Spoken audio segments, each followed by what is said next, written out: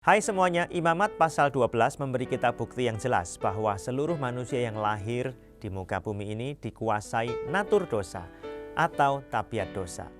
Setiap bayi yang baru lahir ketika berkembang dewasa jadi batita, jadi balita. Ketika marah nggak ada yang ngajarin mereka mukul, bisa mukul sendiri. Ketika punya kepentingan, punya keinginan, bisa bohong sendiri. Nggak usah diajarin berbohong.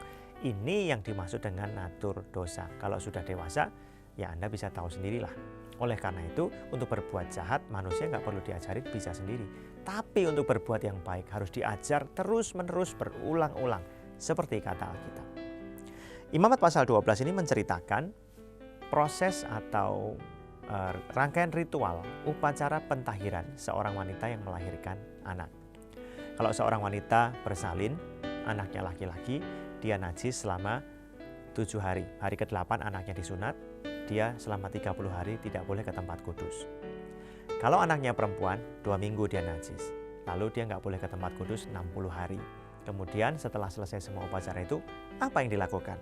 Ayat 6. Bila sudah genap hari-hari pentahirannya, maka untuk anak laki-laki atau anak perempuan haruslah dibawanya seekor domba berumur setahun sebagai korban bakaran dan seekor anak burung merpati atau burung tekukur sebagai korban penghapus dosa. Ke pintu kemah pertemuan dengan menyerahkannya kepada imam.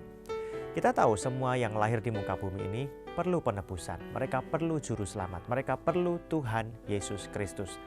Kenapa? Karena semua manusia yang lahir ke dunia ini dikuasai natur dosa, tabiat dosa, atau potensi berbuat dosa. Dan tidak ada seorang manusia pun yang tidak berdosa. Ya, oleh karena itu, setiap orang tua harus ingat, anak-anak mereka perlu juru selamat. Mereka perlu dikenalkan kepada Tuhan Yesus. Mereka perlu mengerti tabiat dosa mereka. Kalau kita sebagai orang tua tahu anak-anak kita punya kecenderungan berbuat dosa tertentu, kita harus didik mereka baik-baik loh. Kita harus ajar mereka, bimbing mereka berjalan dalam jalan Tuhan.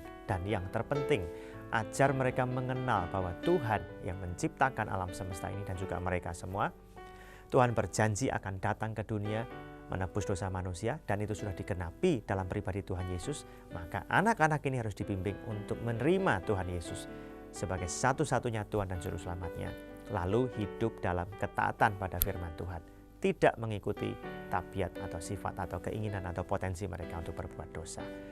Orang tua harus membimbing anaknya kepada Tuhan Yesus Kristus. Jadi kalau Anda ini punya anak-anak, jangan lupa bimbing anak-anakmu untuk kenal dan menerima Tuhan Yesus sebagai satu-satunya Tuhan dan Juru Selamat dalam hidup mereka. Dan ajarlah mereka hidup dalam firman. Tuhan memberkati.